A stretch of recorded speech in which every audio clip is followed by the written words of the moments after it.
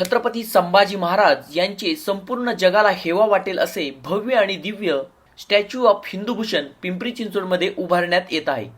भगवा ध्वज या शौर्याचे आणि स्वाभिमानाचे प्रतीक असून या ध्वजाला आणि भगव्याच्या रक्षणासाठी बलिदान देणाऱ्या शंभूराजांच्या कार्याला मानवंदना देण्यासाठी महाराष्ट्रातील सर्वात मोठा ढोल ताशा ऐतिहासिक आणि गगनभेदी सोहळा आयोजित केला होता.